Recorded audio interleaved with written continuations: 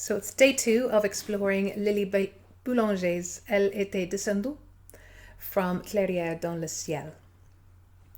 And I've done a little bit of research on her. I was right. There is no mention of her in my Pierre Bernac interpretation of French song, but there is a short discussion on her music and her life in Graham Johnson's French Song Companion.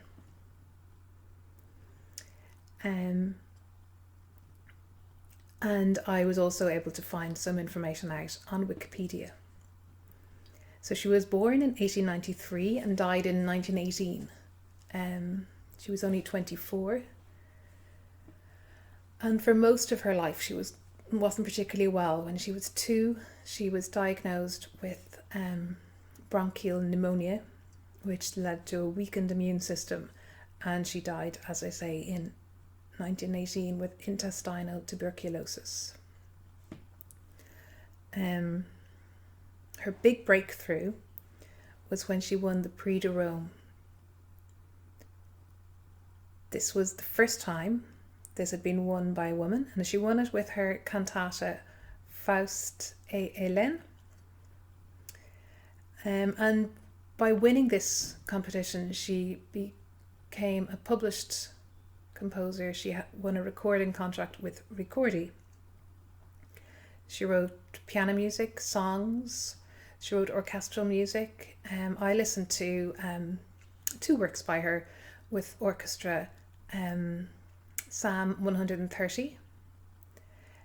In this, Bernadette Greevy was singing, and it was so amazing to hear her singing. One of Ireland's top singers. And also I listened to Faust et Hélène, and in this one Anne Murray was singing, so again another wonderful Irish singer. And according to Wikipedia, there are 2 biographies that I could read by her. Leonie Rosenstiel has written The Life and Works of Lili Boulanger, and Jérôme Bisquet has written À la recherche de Lili Boulanger. So while I was listening to these amazing pieces, I had a look at our poem. Elle était descendue. So this is, the poet was Francis Jammes, not quite sure how to say his name. He was a French poet, born 1868, died in 1938. His poems were known for their lyricism and for singing about the simple pleasures of country life. The setting, the title of the song cycle, Clairieres dans le ciel, that's actually taken from the collection, a whole collection of poetry that he produced, which included one work, Tristesse. And Lili Boulanger selected her poems for her setting from this cycle, Tristesse. And so I went through the poem and I did my translation. I also used leader.net to help me out on that. My French is okay, so what I find is when I get a word for word translation, it can kind of help me to, I go, oh yes, of course that word means that, or blah, blah, blah. I know some of the words, I don't know them all. And then with ones that I wasn't quite sure that I'd ever come across before, I might have checked those with the dictionary. And a couple of places I was kind of really glad I did. There was one place where it said, I think in the translation, she smiled and she moved with the lanky grace of someone that's too tall. And when I looked it up, it was Elle riait. She laughed. It wasn't smiled. They didn't say smile. Elle riait. She laughed. Et s'ébrouait. And I was like, I haven't come across that before. S apostrophe E accent acute. B or O-U-A-I-T. And so I looked it up, and it's the image. It's amazing. It's like if a dog is like shaking all their the water off, or it's this vibrant kind of, so she shook herself, or it can mean them to make sound, to snort the sound. But I think with the with this, it's she shook all the water off herself, and you have this kind of image of this kind of teenager. So it's of a young girls, so this kind of young girls that are too tall, and this kind of lankiness of them, and like just shaking themselves, really not caring, maybe not even knowing that someone's watching them. And just details like that of what the words mean, I just find that really, really interesting. And when I find it out myself, it makes, when I'm singing about it, part of me. It's me telling the story. So I have my translation, which I'll give you a brief look through that. She had gone down to the bottom of the meadow, and because the meadow was full of flowers of the type that their stems are liking to grow in water, the plants were drowned in the water, and I gathered them. Soon she was drenched, and she quickly gained the top of the meadow. She laughed and shook herself with that lanky grace which young girls that are too tall have. She had a look that was like lavender flowers.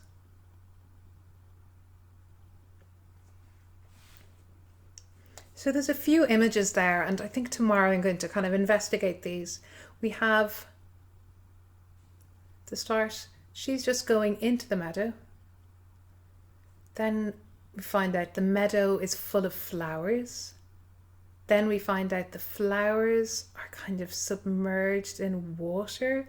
So it's like this kind of, that's what you see it a lot in Ireland, like when there's been so much rain and the fields are full of water and these flowers are growing in it.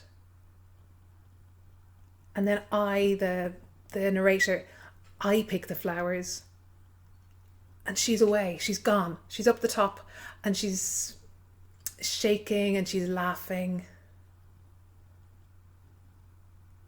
And I'm looking at her, and she's just got this gawky kind of look.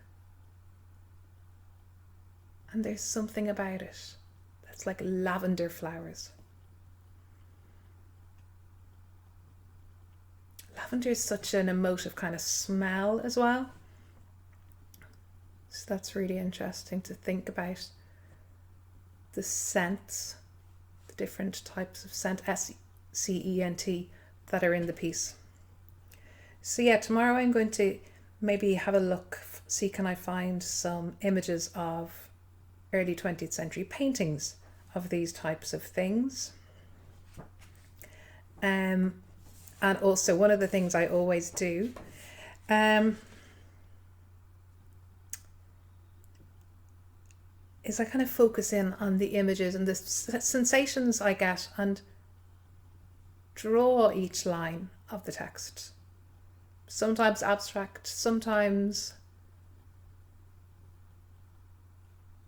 more clear, and I associate my drawings with the sounds of the words, with the meanings of the words, so that hopefully when I go to sing it, it'll be something again of me within the piece. And yeah, so I'll show where I am now without that work having been done. Where I am now, I think worked out, I have my, as I mentioned yesterday, my diction for singers, a handbook of diction for singers by David Adams, which is really brilliant. It really sets out tons and tons of information about all the different vowels, and also my dictionary uses IPA, so I can hopefully stand over how to pronounce my words. Not that that means I will pronounce them correctly, but at least I'll be trying. So this, as I say, is with very brief knowledge of the translation and of practice of how to pronounce. Elle était descendue au bas de la prairie et, comme la prairie était toute fleurie de plantes dont la tige aime pousser dans l'eau, ces plantes inondes, je les avais cueillies. Bientôt, s'étant mouillée, elle gagne le haut de cette prairie-là qui était toute fleurie. Elle riait et s'ébrouait avec la grâce des gens gardés, quand les jeunes filles trop grandes. Elle avait le regard comme les fleurs de lavande.